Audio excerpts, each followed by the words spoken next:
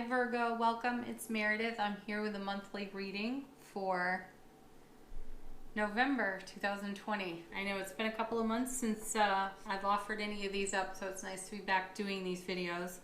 Alright, before we get started, I recommend, as always, that you watch your Sun, Moon, Rising, and Venus videos for the whole month. Take the whole month to watch them. It's a lot of content, but it's a lot of great intuitive guidance through the energy atmosphere for you. What else do we have? Okay, on the 3rd of November, Mercury goes direct. On the 15th, we have a new moon in the sign of Scorpio. And on the 30th, we have a full moon lunar eclipse in the sign of Gemini. And for this reading, we are using Queen of the Moon Oracle. And these cards are the overall theme unfolding for you in the month. And then the tarot cards are from Tarot of the Cat People. This will take the messages a bit deeper for us. All right, let's get into it. Your first card is Abundance. How sweet for you. This is all about being in an abundant flow at this time. I feel like the floodgates are wide open for you, Virgo. When that card shuffled out of the deck and I turned it over, that was the very first thought that I had, that you're in alignment right now, perfect alignment with divine order for your goals and your dreams fulfilling at this time. So let's see what the tarot has to say about it. Pardon, I got a bit of a froggy voice. I've done so many videos, I'm wearing my voice out. All right, your first card, look at this. Just to confirm it, you have the 10 of Cups. Fulfillment, Ace of Cups to the power of 10. You know that the Ace is all about overflowing love, bliss, joy, and happiness. And it is a divine and cosmic gift to us from the universe at large. So if ever there's a card to confirm that you are in an abundant flow at this time, the 10 of Cups is it. It is, for me, one of the happiest cards in tarot. You know, right up there with the 4 of Wands and the Sun and a few others as well. But 10 of Cups is definitely one of those peak, pinnacle, summit types of cards. All 10s speak to a fulfillment, a completion of some sort for moving on to a new phase of life experience. So this abundant flow that you find yourself in is really a great opportunity for you to reinvest your energy into what you hold in heart space. So if you're not exactly seeing evidence right now of your manifestations blossoming, you have a blossoming card in the reading too.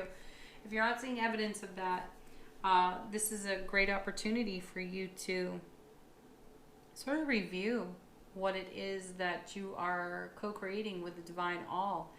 And you know, is there some aspect of your life that you could be putting a little more effort into? What have you got sitting on the back burner that you would love to bring into this abundant flow and see it mature and blossom? Consider that. And then you have the 3 of Wands. Look at that. Fantastic card. You know, the suit of Wands is all about creative fire and passion and using our skills, our talents, and there's excited enthusiasm in this suit as well. It's very fiery. And the 3 of Wands is, it's moving energy on. In the 2 of Wands, we step through a gateway across a threshold to a new world of experience. And the 3 of Wands is us staking a claim there, you know, beginning to build a foundation there. So this is also an opportunity to grow energy, to move it to its next step, next phase.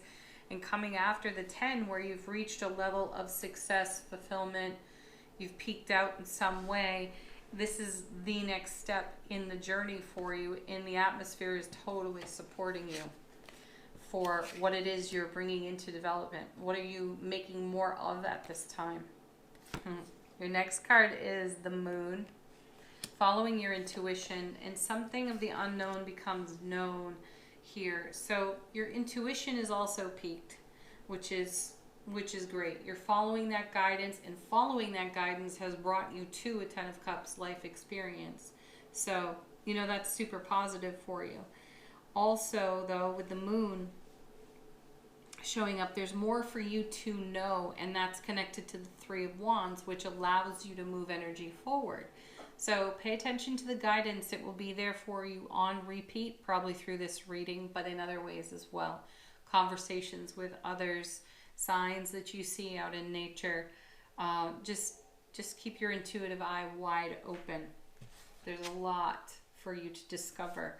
And then look at this Nine of Cups. Now you have the 9 and the 10 of Cups consecutively here in the reading. And 9 of Cups is all about a wish coming true, a dream fulfilling. So again, there's more energy in confirmation, validation for you that this is an excellent time for you to be pushing the envelope when it comes to your co-creative energies with the Divine All. And if you've got a project that's been sitting on the back burner, absolutely now is the time to pull it off and, you know, work with it again. Run your hands through the opportunity of this energy atmosphere. And look at this. It's all manifestation energy for you. There's the star. How sweet is that? You know, the star is all about creating anew. In tarot, the star follows the tower. You know, the tower comes down, a foundation couldn't support something, so we walk on, we move on.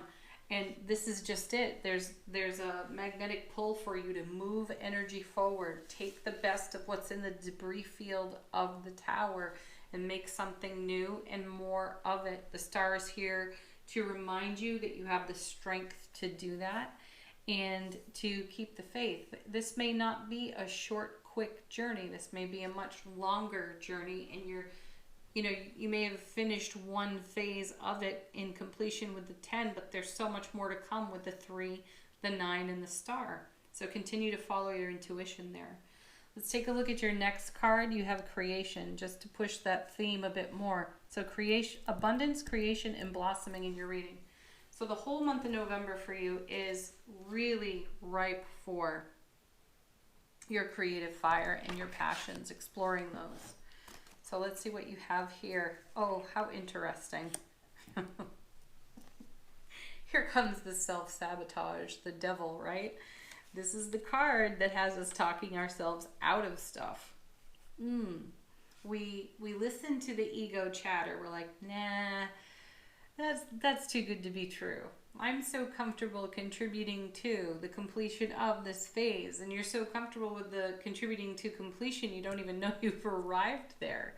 And that a new phase is beginning because the ego chatter is such that it blocks out the intuitive guidance off the moon. So this is a card to remind you that when you hear that old familiar voice, you have an opportunity to challenge it. And oh, don't you ever. Gosh, look at the major arcana in your reading. You have the moon, the star, the devil, and now the emperor. See, the emperor is the perfect card here for you to bring the required fire, to put out sometimes you got to fight fire with fire, so you've got to blaze in the ego chatter here. And you need the fire of the emperor to put that out, to redirect the energy. Now, the emperor is pretty much all-knowing when it comes to tarot. He is the father of tarot, and he has a tremendous amount of wisdom and experience, and he's exceptionally generous with that wisdom and that experience. So you're being asked to draw on that within your self-relationship, most especially when the devil energy shows up in the form of self-sabotage, and it's going to be vulture thought, picking over your thoughts, your feelings and experiences, and it's going to sound like you talking yourself out of your great ideas. So if you notice that, bring the emperor energy, and that'll put an end to it. 7 of Pentacles. I love this card. It has featured heavily in the November monthly readings. There's really only a couple of signs that have not received this card, and at one time this card for me was an eye roller and a heavy sigh, and it came with a whole lot of frustration. I've since fallen in love with the card. It has educated me. All 7s in tarot are heaven touching earth within us. So this is just it here. This is what the devil might talk us out of, which is our heaven on earth. The 7 of Pentacles shows up when we are closer than we think to the fulfillment of something.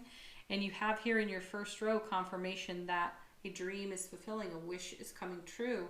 And the 10 of Cups is the satisfaction and fulfillment of that dream, goal, wish, right?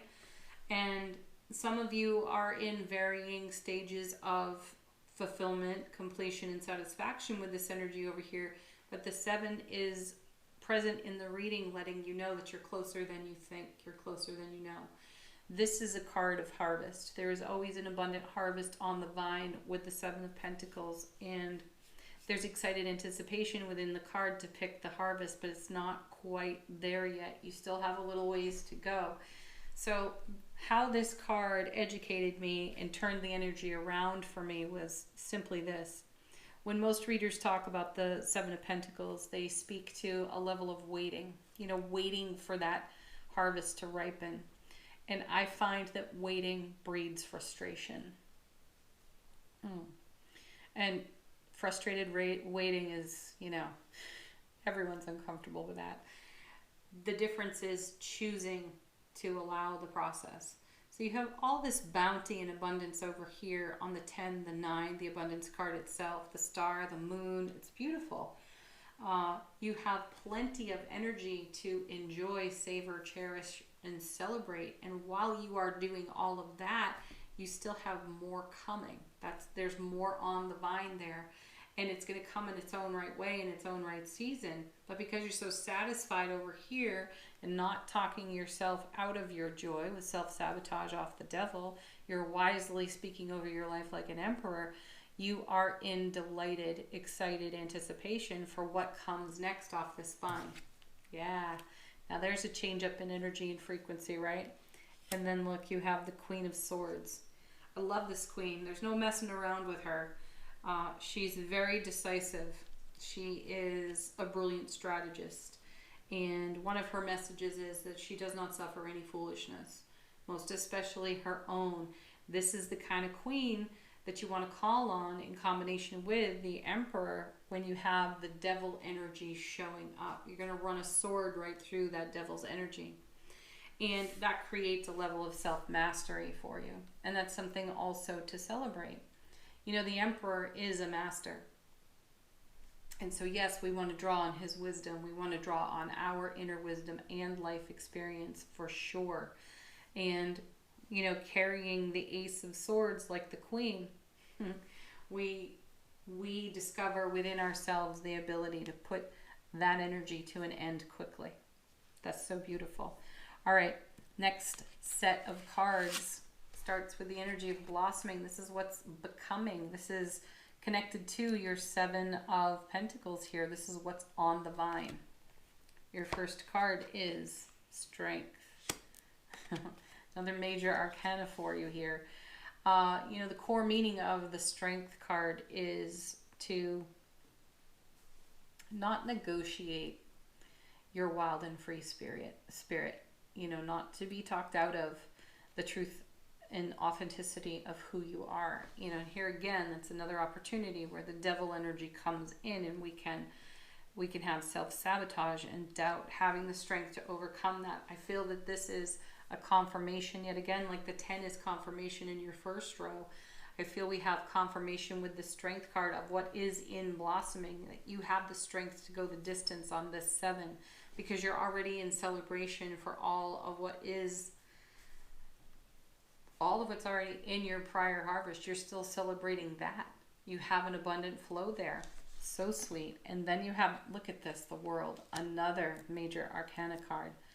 This is the last in the major arcana, and this is the world being laid out at your own feet.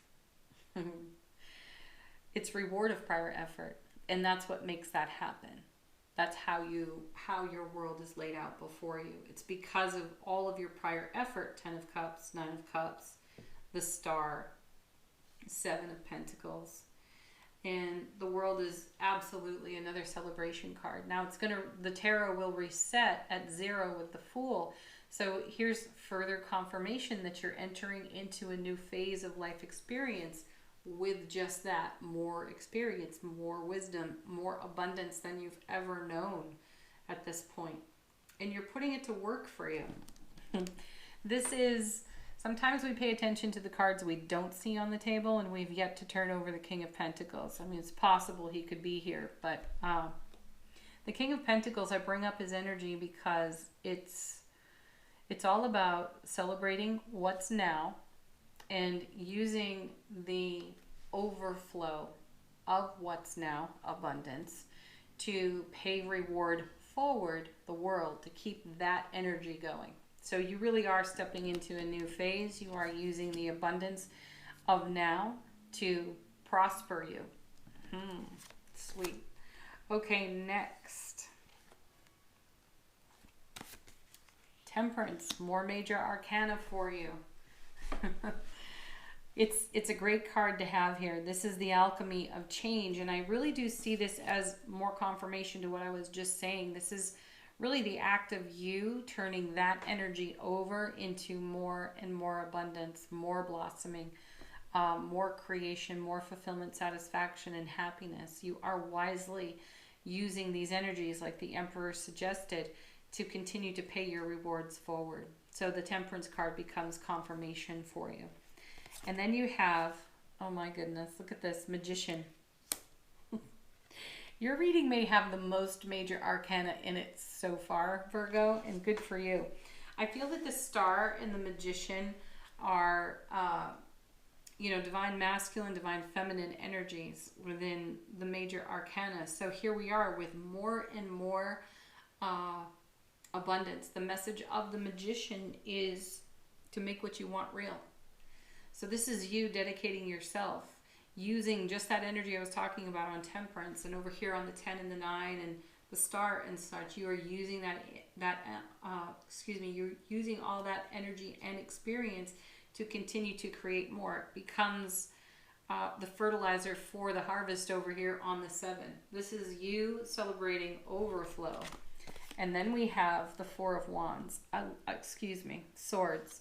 I love that because it's a card of rest and relaxation. This is also an opportune time for you to really rest, relax, be at ease and peace within your own self as you witness the unfolding of all of this fantastic energy. And then your last card is Death. Perfect. Yet another major arcana here for you. But what a beautiful card to complete your reading with. I know that most people cringe when they see the Death card, and if you've paid attention to the daily readings here on the channel, you'll know that we celebrate the Death card here because it is a simultaneous ending and a new beginning. Yet more confirmation for you that you've completed a phase on the 10 of Cups and you're beginning a whole brand new journey. And not only are you beginning a whole brand new journey, but you have every resource you could possibly require to enjoy the next phase. So simultaneous endings and beginnings. This is you taking energy off your foundation that no longer serves you, while the universe divinely delivers what's next, what's new, what's in creation, what's in blossoming, and what's abundant for you. So the Death card is a transformational type of card. And it sort of lends itself here at the close of this reading to, oh my gosh, what could possibly be going on in December? All right, Virgo, that's it. There's your reading for November. Thank you so much for watching. Do like, share, subscribe here on the channel. It's deeply appreciated. And leave comments if it's in your heart to do so. We love sharing with the community here on the channel. And check out the daily readings. Watch your Sun, Moon, Rising videos as well.